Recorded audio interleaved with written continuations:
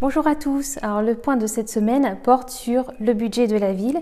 C'est l'occasion en fait pour nous de revenir sur la séance du conseil municipal d'hier soir où les élus ont adopté le budget primitif pour 2021. Alors, lors de la précédente vidéo, nous avions évoqué différentes étapes de la construction budgétaire et notamment le fameux DOB, donc ce débat d'orientation budgétaire, où nous discutons des grandes orientations, des objectifs qui sont les nôtres et des contraintes aussi qui s'imposent sur notre construction budgétaire. Et ce débat d'orientation est en fait notre feuille de route pour les services et les élus afin de donner lieu donc au budget primitif qui a été présenté et adopté hier soir. Donc pour information, un budget primitif, c'est un budget prévisionnel en fait qui s'organise en deux sections, en fonctionnement et en investissement, et dans chacune des sections, eh bien, on prévoit nos dépenses et les recettes qu'on va mettre en fait en face de ces dépenses et qui a pour obligation d'être équilibré. Donc pour vous remettre en fait en tête, comme chaque année, nous nous imposons des objectifs dans la construction de ce budget.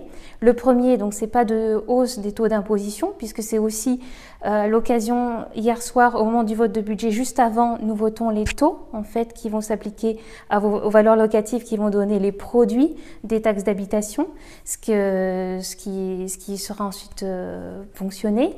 Et donc, c'est une fois encore, nous nous sommes astreints à notre obligation de ne pas augmenter les taux d'imposition. Donc, vous pourrez vérifier que dans la part communale, eh bien, il n'y a pas eu d'augmentation sur la taxe foncière, puisque vous savez aussi que la nouveauté de cette année, c'est que nous avons voté simplement les taux de la taxe foncière. Nous n'avons plus la compétence pour la taxe d'habitation, puisque celle-ci est supprimée.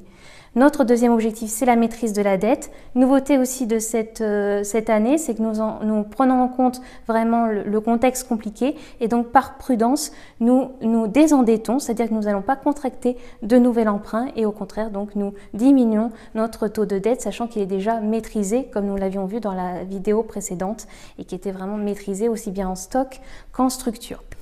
Et dernier point, c'était la mise en œuvre donc de nos projets. Eh bien, malgré les obligations que nous nous imposons, de ne pas augmenter les impôts, de ne pas faire courir la dette, nous poursuivons nos investissements et les services rendus à la personne pour suivre les projets qui sont les nôtres. Particularité de cette année qui tient au contexte de la Covid, eh bien celle-ci a un impact sur nos dépenses que nous allons effectuer. Et également, deuxième nouveauté, c'est la suppression de la taxe d'habitation que j'ai déjà pu vous évoquer. Et tout ça contribue à un contexte d'incertitude et aussi génère de nouvelles dépenses pour nous.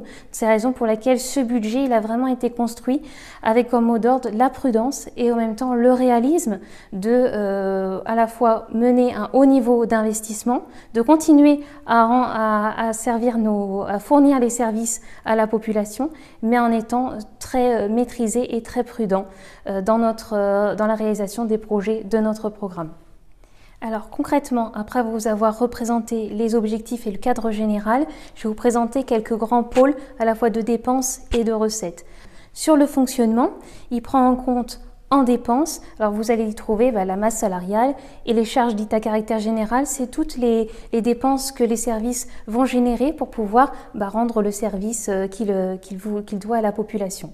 Ça, c'est le premier pôle dans nos dépenses. Et vous trouverez aussi toutes les subventions, donc les subventions que la commune octroie au CCAS, donc pour les actions sociales, mais également à toutes les associations communales, donc sportives, voilà, qui génèrent l'activité de notre ville et qui aujourd'hui sont vraiment en difficulté, ont plus que besoin de cette subvention. D'ailleurs, entre parenthèses, au conseil municipal d'hier, nous avons voté une subvention justement exceptionnelle pour soutenir en fait ces activités vraiment nécessaires. Et puis vous trouverez aussi des subventions pour le Grand Godet et également pour les sapeurs-pompiers. Troisième pôle aussi qui est important à vous suggérer dans ces dépenses aussi, c'est là que nous avons prévu de rembourser en fait certaines activités que vous avez pu avoir au forum ou également pour la culture ou pour le conservatoire qui ont engendré en fait des paiements alors que les prestations n'ont pas pu avoir lieu à cause de la Covid.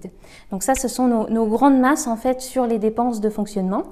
Et il faut aussi compter également le FPIC. Alors ça, je l'avais évoqué lors de la dernière vidéo, c'est le fonds de péréquation intercommunale. En fait, c'est cette ponction que l'État fait directement dans notre budget pour aller, vous savez, le distribuer aux villes qui sont considérées comme plus en difficulté que la nôtre. Mais c'est pour nous aussi une dépense à intégrer ici en fonctionnement.